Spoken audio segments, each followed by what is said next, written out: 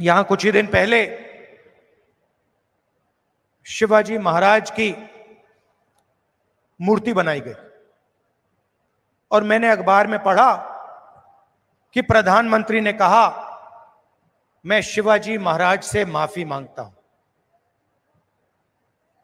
अब मैं ये समझना चाहता हूं प्रधानमंत्री जी ने किस कारण माफी मांगी। अलग अलग कारण हो सकते हैं। पहला कारण हो सकता है कि ये जो मूर्ति थी इसका कॉन्ट्रैक्ट आरएसएस के एक व्यक्ति को दी गई। पहला कारण यह हो सकता है। शायद प्रधानमंत्री जी कह रहे हैं कि नहीं, मैंने गलती की, मुझे ये कॉन्ट्रैक्ट आरएसएस के व्यक्ति को नहीं देनी थी, ये मुझे कॉन्ट्रैक्ट मेरिट पे देना था। शायद वो गलती हो सकती है। दूसरी गलती हो सकती है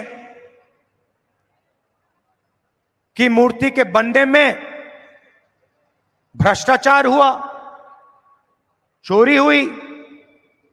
शायद प्रधानमंत्री इसके लिए माफी मांग रहे हैं कि मैंने जिसको कॉन्ट्रैक्ट दिलवाया उसने भ्रष्टाचार किया, महाराष्ट्र के लोगों से चोरी की। यह कारण हो सकता है। तीसरा कारण हो सकता है कि आपने शिवाजी महाराज की मूर्ति बनाई, उनकी याद में आपने मूर्ति बनाई और आपने इतना भी ध्यान नहीं दिया कि वो मूर्ति खड़ी रहे। मैं आपको गारंटी देता हूं, कदम जी की जो मूर्ति बनी है ना, आप यहां 50, 60, 70 साल बाद आ जाइए, यहां आपको दिखेगी।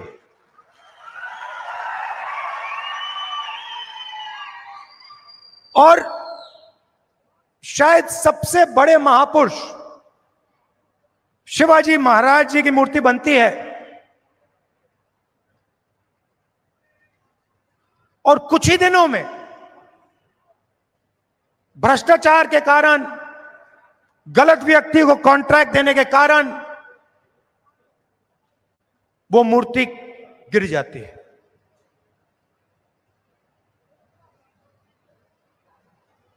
शिवाजी महाराज का अपमान किया है और प्रधानमंत्री को सिर्फ शिवाजी महाराज से माफी नहीं मांगनी चाहिए। अगर माफी मांग रहे हैं तो महाराष्ट्र के हर व्यक्ति से माफी मांगनी चाहिए और प्रधानमंत्री जी को यह भी समझाना चाहिए कि आप सिर्फ 2 लोगों की सरकार क्यों चलाते हो। जहां भी हम देखते हैं बड़े से बड़े कॉन्ट्रैक्ट अदानी और अंबानी जी को मिलते हैं।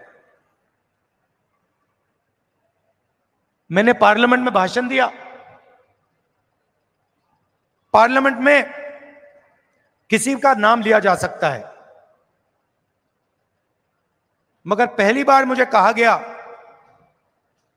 कि पार्लियामेंट हाउस में अपने भाषण में मैं अदानी और अंबानी का नाम नहीं ले सकता हूं। तो फिर मैंने कहा ठीक है भैया, आप चाहते हो कि मैं ना लूं, मुझे कुछ ना कुछ तो कहना पड़ेगा। अगर अंबानी अदानी नहीं चाहते हैं तो मैं कुछ और कह देता हूं। तो मैंने उनका नया नाम बनाया है A1 और A2। पूरा का पूरा काम A1 और A2 का हो रहा है। प्रधानमंत्री जी ने इसके लिए माफी किसी से नहीं मांगी।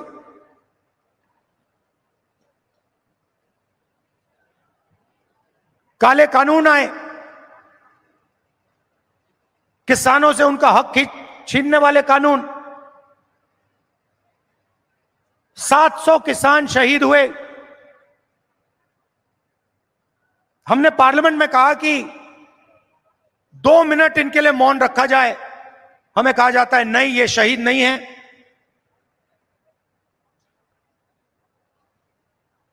दो लोगों को फायदा पहुंचाने के लिए हिंदुस्तान के सारे स्मॉल और मीडियम बिजनेसेस को खत्म कर दिया। जो लोग इस देश को रोजगार देते हैं उनको नोटबंदी से, गलत जीएसटी से आपने खत्म कर दिया। अरबपतियों का रास्ता खोलने के लिए उनसे भी आप माफी मांगिए, नोटबंदी की माफी मांगिए, गलत जीएसटी की माफी मांगिए। और नतीजा क्या है कि आज अगर युवा रोजगार चाहता है, सिर्फ महाराष्ट्र में नहीं, पूरे देश में कहीं भी अगर रोजगार चाहता है, उसे रोजगार नहीं मिल सकता।